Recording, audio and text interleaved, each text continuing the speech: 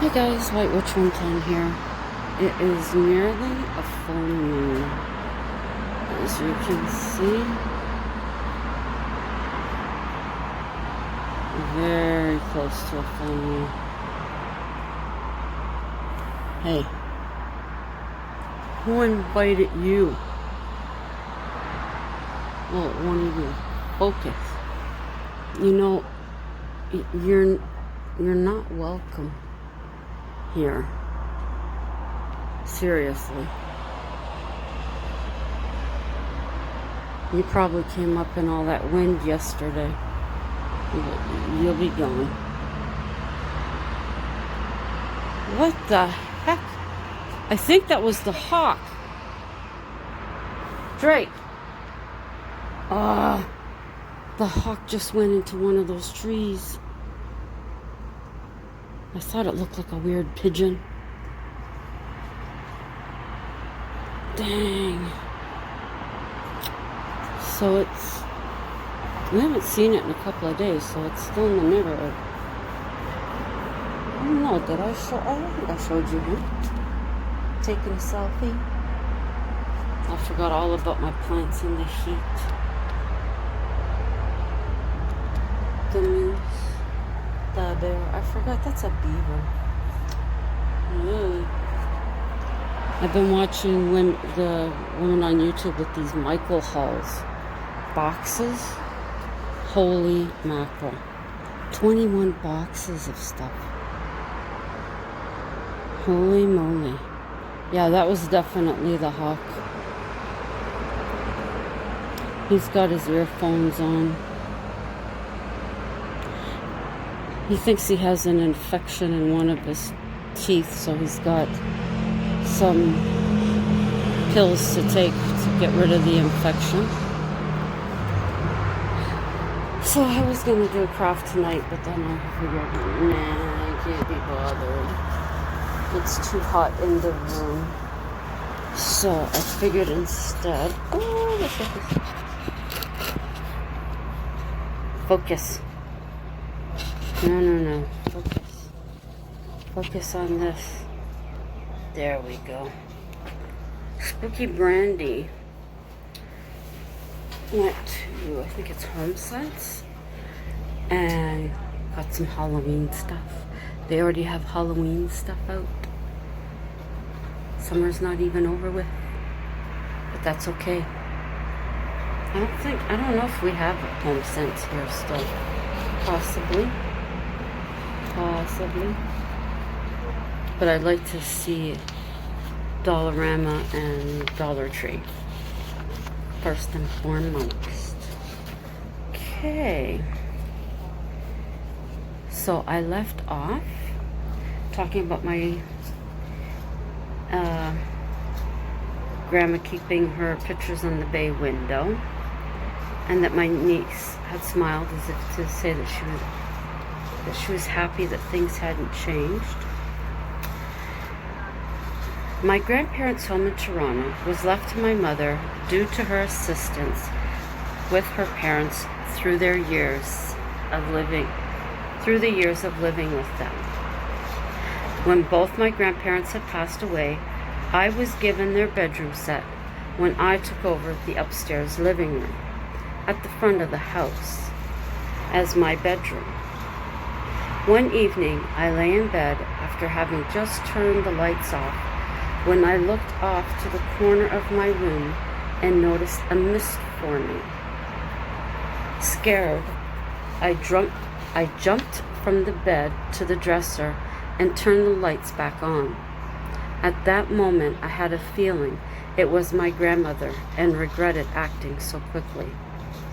I chastised myself for not allowing her to form fully to speak to me. On another occasion, I was home when the phone rang. I picked up the receiver and said hello. All I heard from the other end was static. Then for only a moment, a voice came through saying, "Hello, it's me." Instantly, I knew the voice as that of my grandmother, and once again afraid, I hung up. As I grew older, her visits to my dreams were less frequent till not at all. My first bedroom had a door that separated it from the upstairs kitchen. One summer morning, I awoke to my door violently shaking back and forth in a medium radius. I was terrified. I closed my eyes, then opened them again to see the door was still moving. I got the nerve, jumped out of bed, grabbed the door to stop it. There was no draft or breeze to cause the door to do this. From that day on, I made sure the old iron was left in front of it. Ugh, my throat's dry. Since then, I have had an issue with doors. They can make me very uneasy. When my room was at the front of the house, another incident happened. We had men over placing siding on the house one summer. It was late morning when the top shelf on my wall fell. Not just went up in the air,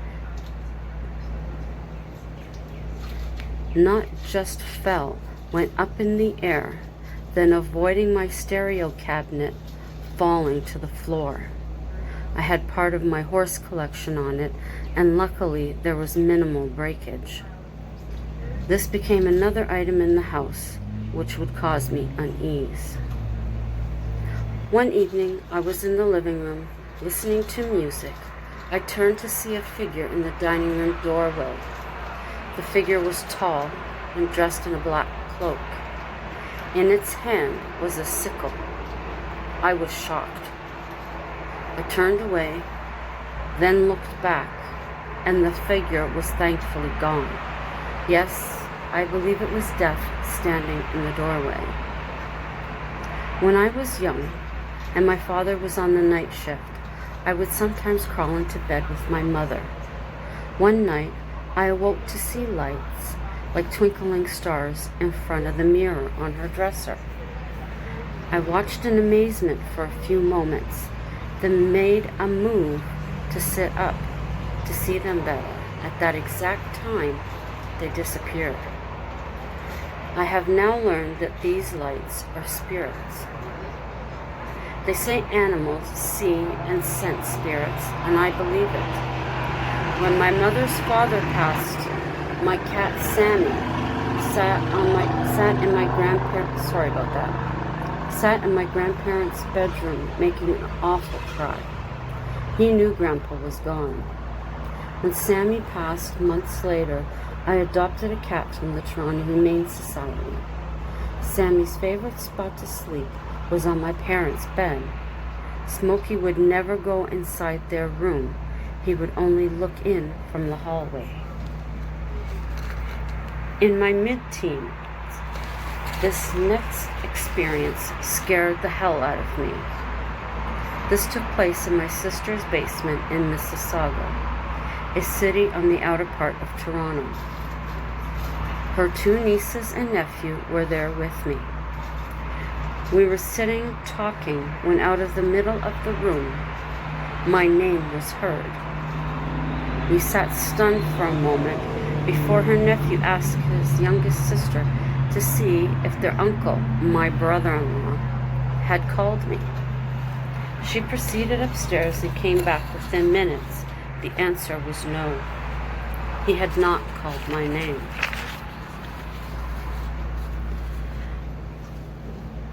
At the wonderful age of 14, I had a dream as follows. My friend at the time and I were at the Toronto International Airport awaiting the arrival of our favorite musical group. We had been all over the airport attempting to find the best place to see them.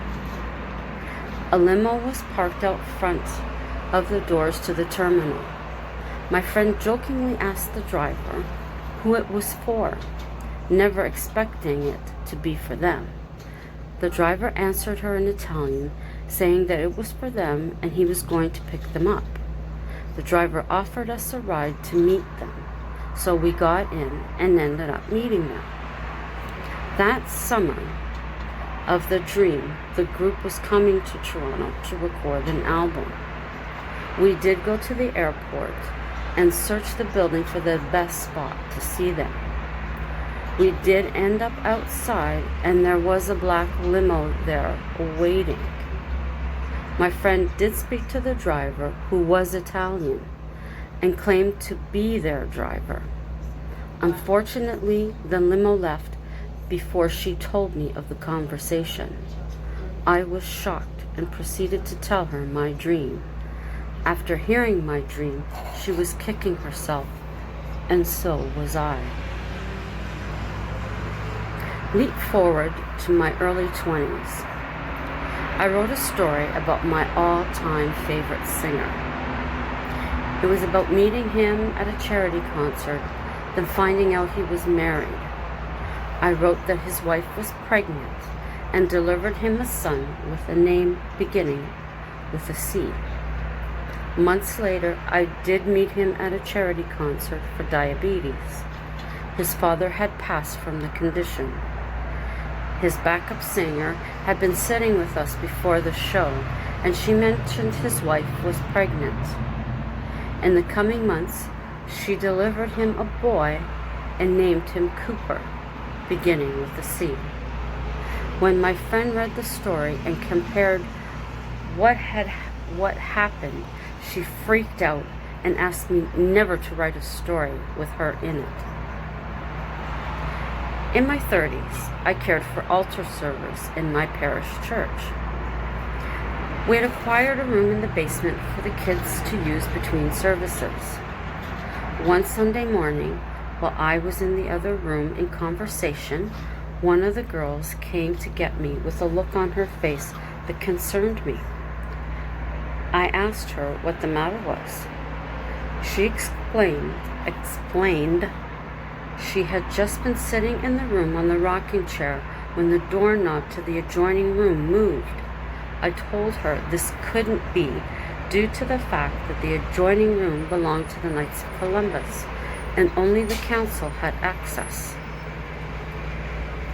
It had scared her so much so that she did not want to be in the room alone. I couldn't believe what she was saying until I seen it move myself. There was another door to this room located in the kitchen, but that was also locked, and another to it in the church hall, locked as well. We couldn't hear any movement in the room. At first I thought it could be the boys, being a part of the Squire's male youth group for the nights, but soon realized it couldn't be, as they were upstairs at service. Then it happened again. The knob moved. I couldn't believe it. I got up the courage and went over to the door. Biding my time, I waited, then grabbed the knob. Right away, it stopped. There was no resistance from the other side, as I was expecting, so I knew it couldn't be any of the boys for sure. I sent one of the children to get my ex-husband, then husband, who had a key, being the Grand Knight for his council. No one was inside.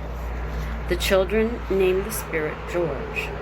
The following weekend, a couple of girls came running from the washroom at the back of the basement, claiming they had seen someone. I went back with them and searched the bathroom, but found no one. On another occasion, inside the altar server room, myself and another teen heard what sounded like the knight's room being ransacked. It sounded as if papers were being violently thrown around the room. Once again, my then husband, now ex-husband, was brought downstairs and the room opened. There was nothing out of place. His explanation was the air vents. That, however, did not sit well with me. He didn't hear the noise the teens and I had. We spent a lot of time in that room and never heard noise like that before, and it wasn't heard again after that day. A Sunday morning after a party in the church basement, the children and I were going to their room as usual. Not that this was paranormal, but we observed 3 leftover balloons eerily standing as they were only inches from the floor, straight up as if being held. That memory still stays with me till this day. And here I can, hopefully, and there is the church. This is Our Lady of Fatima Shrine in Scarborough, Ontario. One afternoon, my son and I were sitting in our apartment watching TV when something amazing happened. At the time, one of our 4 cats had unfortunately been put down. My son and I had some space between us, with myself on a chair and he on the floor. Without warning, a black form quickly moved between us like a streak. We both looked at each other, which did answer my question as to whether he had seen anything. But I asked if he had, and his reply was, "Yes, it's magic. He sits in the window with Smokey and follows him down." I was surprised, though glad to learn that he seemed to have the gift as well. I think we shall leave it there for this evening. I didn't even mark the pages, but I'll remember because the church's picture is there. Now the pictures I put in later, my first runs through of my experiences, I never thought to put pictures. I would just give people the experiences and there you go. Then my friend Keith from Urban Paranormal in Liverpool, England, asked me if I had pictures of these places. And it suddenly dawned on me, you know what? He would have no clue at all what these places look like. Even anybody here in Ottawa wouldn't know what any of these places in Toronto look like. So I thank him so much. Although some of the pictures were a little taxing to find, I did find pictures, I think, for all of them, I believe. So that was pretty cool.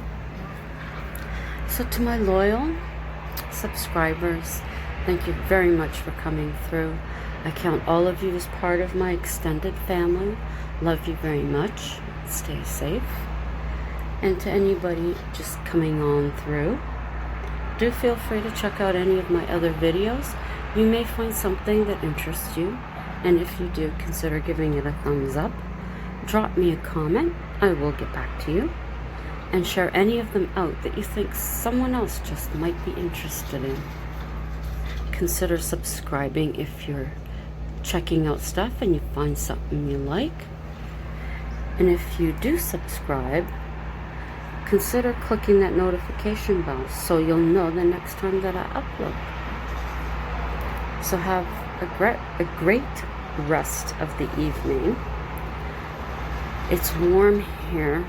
It has to be warmer or cooler a little. It was 95 when we came home. So we're looking at high temperatures again next week. Although they had at first said we were going to go to the normal for this year. I'm thinking that this is going to be the normal from now on. So have to my American friends and family, YouTube family, happy 4th of July tomorrow.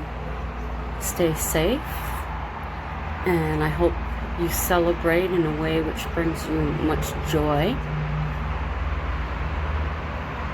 And until the next time, as always, ciao for now.